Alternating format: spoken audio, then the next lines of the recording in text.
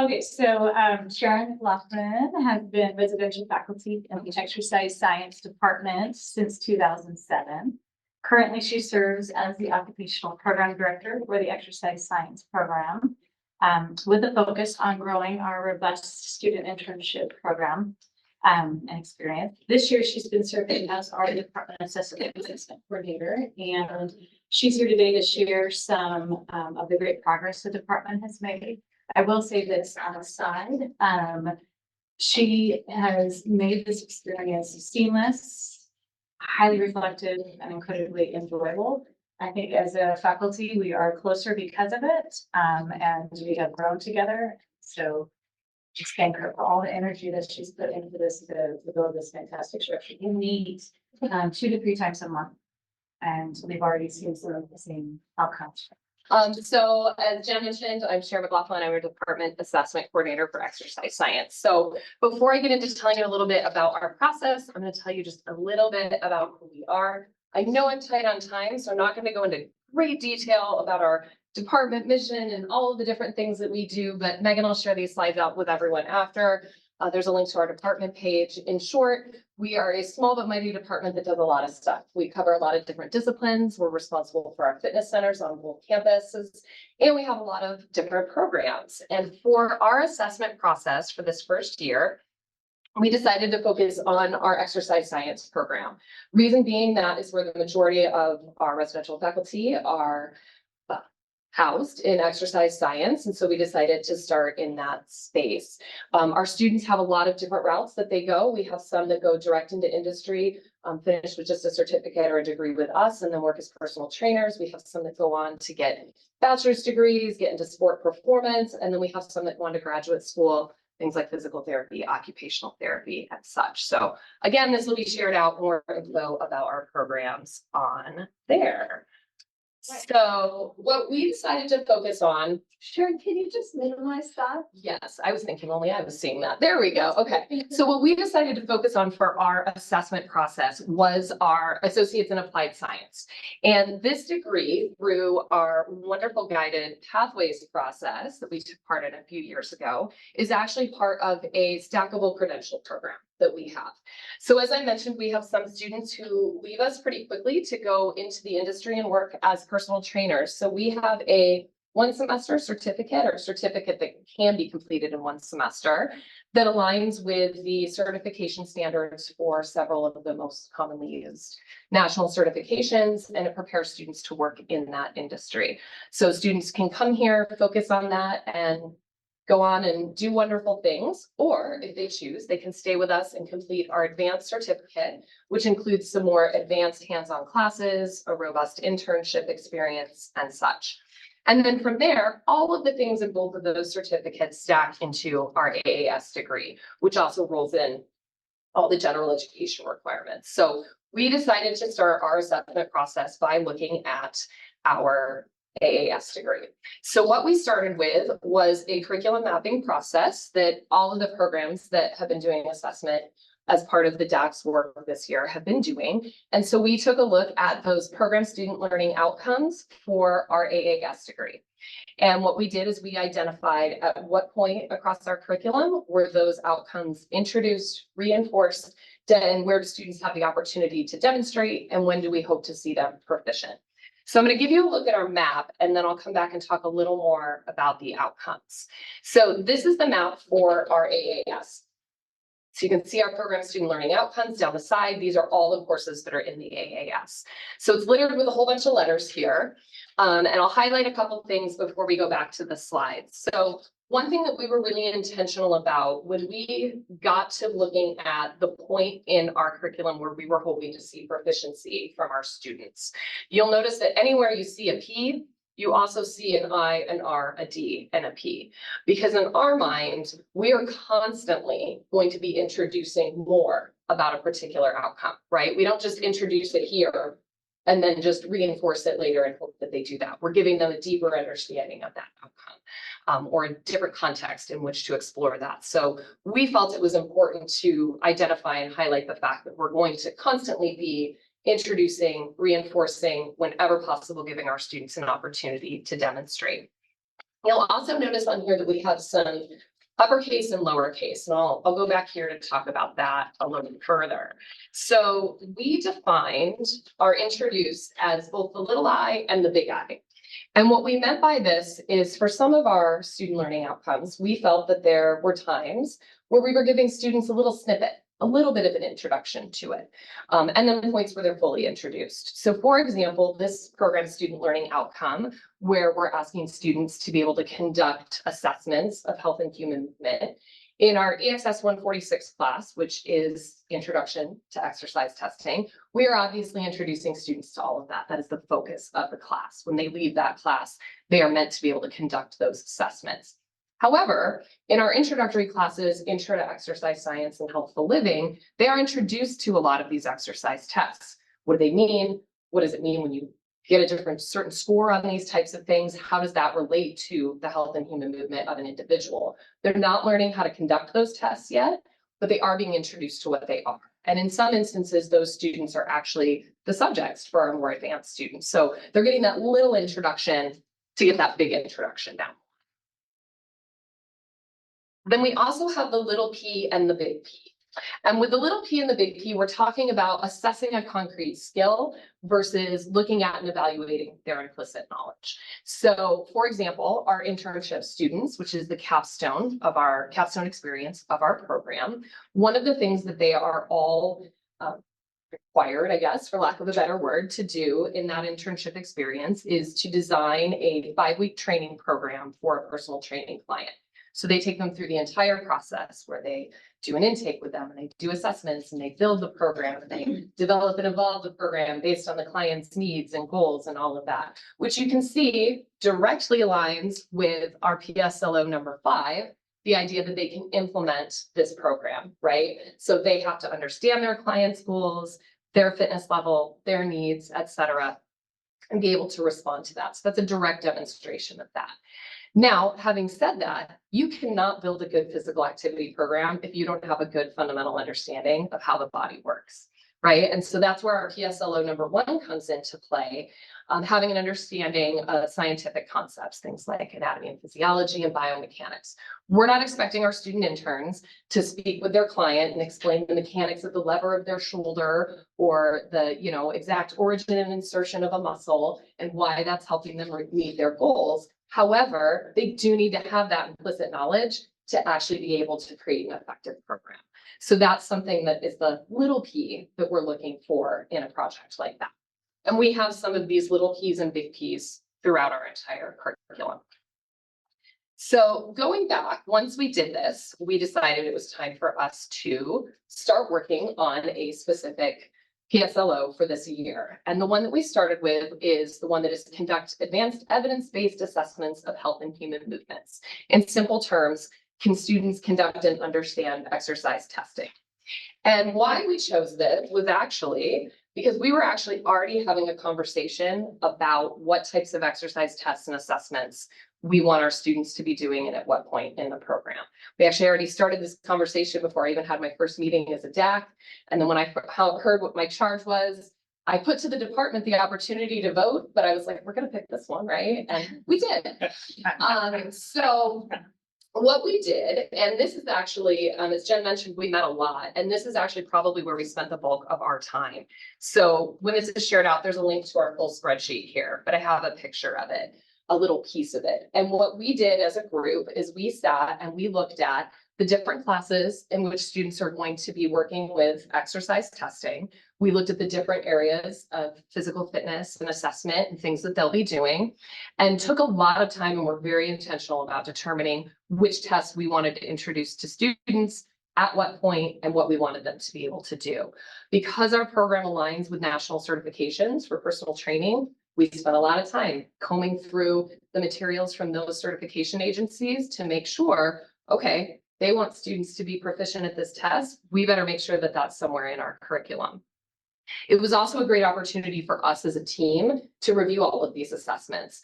Some of them are things that show up in those books, but aren't necessarily something that as professionals we do that often, but we have to prepare our students for it. So we need to make sure that we are all on the same page. It was also a good opportunity for us to look through our online lab manual, make sure everything was accurate in there, and come up with a plan for kind of standardizing the appearance of that, which is going to be a fabulous summer project.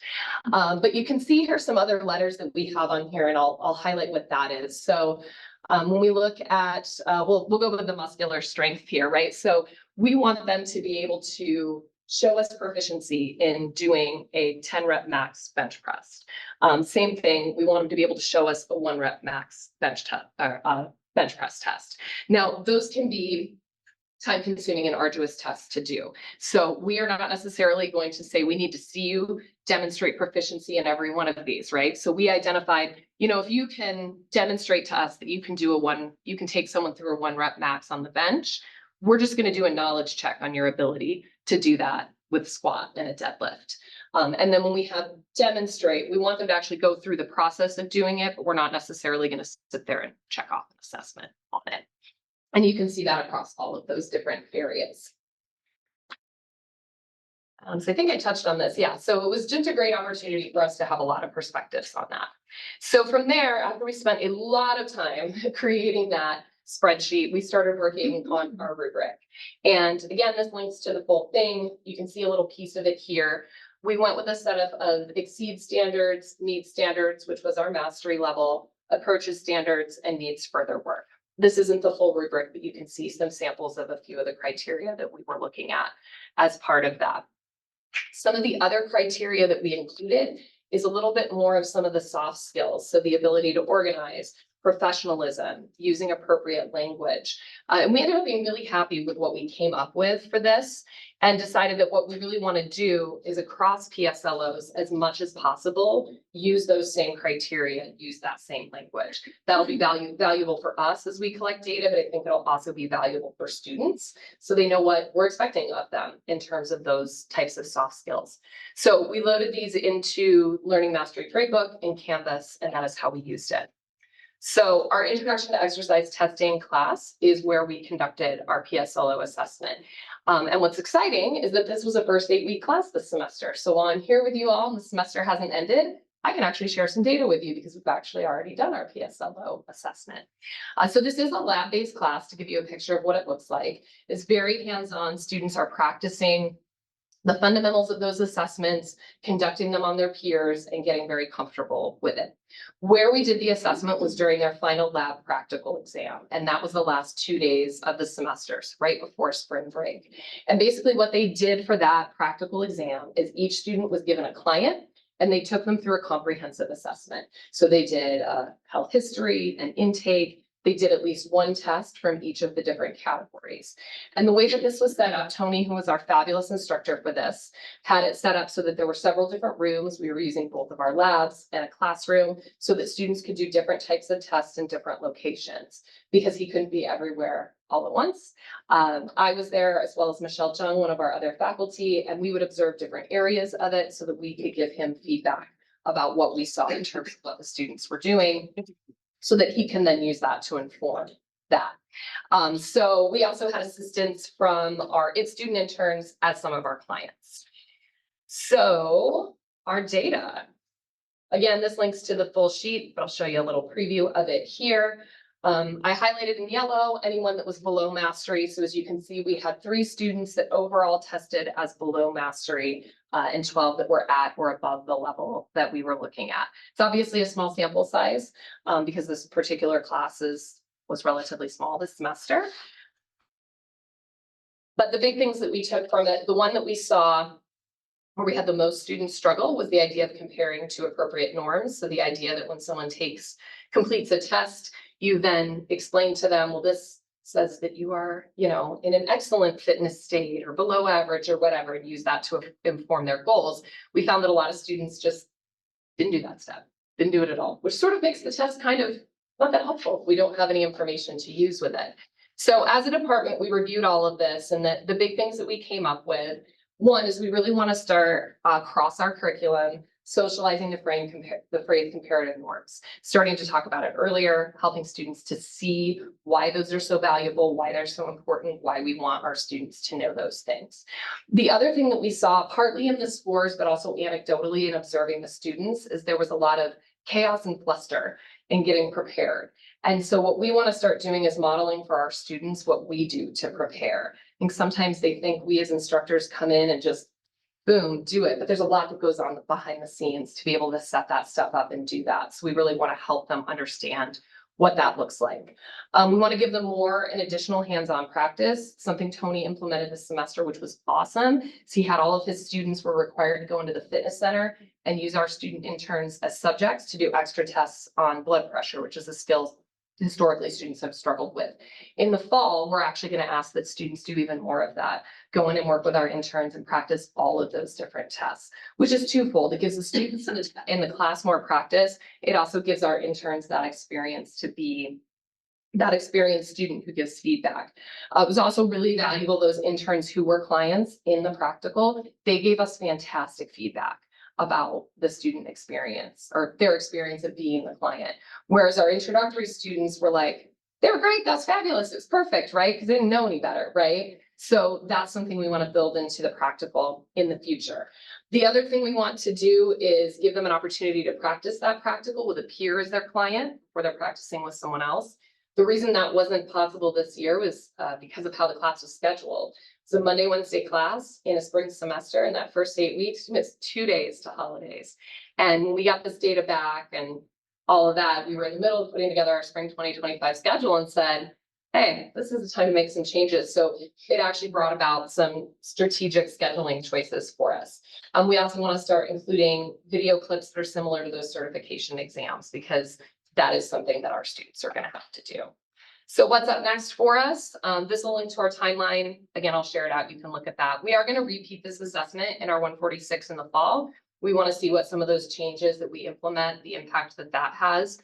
We're going to use some components of this rubric in our other classes that do assessment. And we've already started developing frameworks for rubrics for our PSLUs number 4 and number 5. And then just my final thing is a big thank you. This has been a heavy lift for a lot of people, a lot of time in our department, and I really appreciate it. Jeff Anderson in the CTL was super helpful with us and all of the Canvas stuff. Lane Goodman was a huge source of support for me and for our work.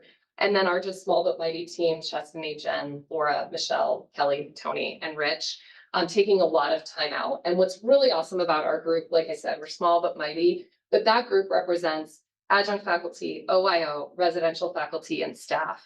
Kelly and Rich are our director of our fitness center and of MCC athletics, and they took time to come to these meetings to talk about rubrics and assessments in our class, because it helps them understand when our student interns come to work with them, what they should be doing and what they can do. And us knowing what they need in that environment helps inform our teaching. So having this collaborative group has been super, super valuable, and I'm really appreciative of all the work everybody's put in.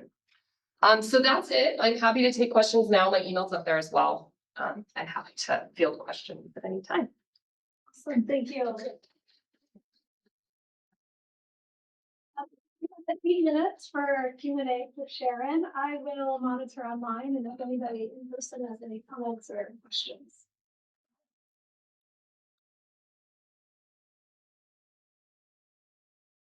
So I have a question. Okay. So, I know you're small and mighty, I do know that. So as your numbers increase, have you thought about how you are going, because this is pretty intense and the work of a lot of work. Have you thought about when you might have to upscale some, how you're gonna handle it? Well, do you want me to? Go ahead. I have a thought from the assessment perspective that you could probably speak from a higher level departmental perspective. I think the framework has made it possible to expand.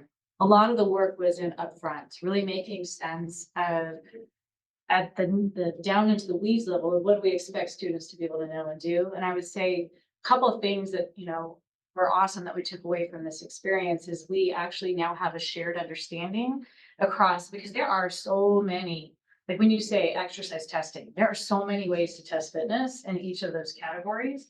And what we came to is a shared understanding of what crosses all of those tests.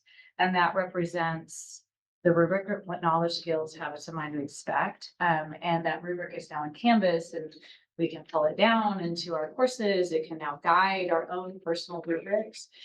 So I think that shared understanding that took the entire fall semester.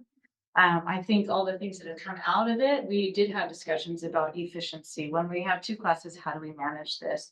And one of the things we talked about that could be more effective is capitalizing on the student interns. Because it is really awesome to see the student interns when they are looking at a new person coming in, trying to run one of those fitness tests. They're like, oh yeah, I kind of don't remember all the things I've got to brush up, right? And so they're just getting that deeper dive and it makes them even more solid. So there's benefits to bring to that part of it. Yeah, and I think just to piggyback off of that, I think a lot of what we spent a lot of time on this semester is just going to be able to be tweaked into our other PSLOs. And particularly with this one that we did, the exercise testing was a huge lift. I don't think we're going to have that level of need and intensity. I mean, already I started working on 4 and 5, a rubric, and it's mostly just been me and then our instructor who teaches 255, just throwing some ideas out. And we're already pretty far ahead in that process in comparison to how long this one took. So I think things will move faster in the future. Thank you. It seems like a really good process that, just by the way your courses are offered, you have one section with 15 students, and it's a really feasible pilot, right? To kind of come up with a plan, to try out the assessment, to look at the data. I think that's just the way that your department is right now, but that's actually could be a nice design for other departments to pilot, and to see how the test went and collecting the data, because then if you have more sections, now we can tweak things out. And I was thinking about like the onboarding of new instructors. You also shared a lot of acronyms that it was like a little bit like alphabet soup. So it would be helpful. I'm sure that you're doing it, but that those you're describing things in ways that make sense to your department, which is so good. But I think that acronym guide could be helpful to your planning. And I just wanted to give you kudos. It was great to hear, like during your process, that you noticed that things were going to be sequenced a little bit differently, and so you went back to your materials so that your manual matched this new sequence ahead of time. So that was really a great thing to hear. Yeah. If there's not other questions, I did think of one thing I wanted to highlight that I thought was a cool kind of happy accident that happened when we were curriculum mapping. I meant to mention this when I showed this. We mapped our degree and then we also mapped out our certificates. And you'll notice I highlighted these. There's just a slight difference. It's, instead of fundamental understanding, it's foundational. But what we found in this one semester certificate is there's this one outcome that we're like, there's no way we can squeeze this into these classes in one semester. This is not something that's actually appropriate for us to ask students to be able to complete in one semester. So it gives us something to go back to the IC with and say, hey, here's a reason why we need to, instead of asking students to be able to locate and evaluate research, we just want them to be able to interpret it and understand it, right? So I thought that was a happy accident by doing this mapping. I think it also helps give us some bigger picture ideas about our programs too, that I think other programs might end up seeing too. Yeah, that and the credentialing difference, that's another happy accident, like discovering what the emphasis is between there's 4 top credentials and 2 are considered the cream of the crop, and then 2 are great for entry level, and really taking that deep dive, we're able to tease out the why. And I'm on the IC and I've been planting seeds. Think about maybe we align with these. We do have one online question. It comes from Lane. What important lessons did you learn from this process? How might you do it differently in the future? Oh, that's a good question. I think it was helpful to have a lot of voices in the room. Like, I do think that is something that if I could impart that to other departments, and I know sometimes we're small, so it's a little easier, I think, sometimes to get people on board. But to help people to see the value in having everyone in the room and all those voices there, I think makes a really big difference. For instance, one of our adjunct instructors really only teaches one of our classes and not a class that teaches this exercise testing, but to have her perspective in terms of what that means from the content that she teaches, I think brings a lot to the process. And I think that's actually something that was we were really lucky to have all of those perspectives in the room. And so I think, I guess that's something we learned, that those multiple perspectives are really, really valuable. What we do differently, I think we could streamline things going forward. I think we can do a little more work offline and not have to meet as often. I think that was the only kind of negative I heard from my peers, was that we were meeting an awful lot, right? But I do feel like that's something we could easily do.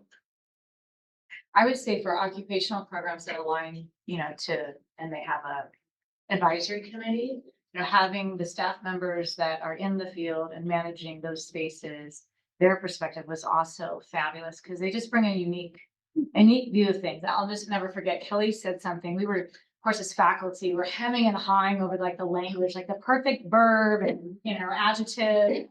And she just said something and we're like, wow, that's exactly what we want to do. It was really, really nice to hear that. Just complete different view. That's great. Thank you so much, Sharon. Thank you. Thanks, Jen, for providing some insight.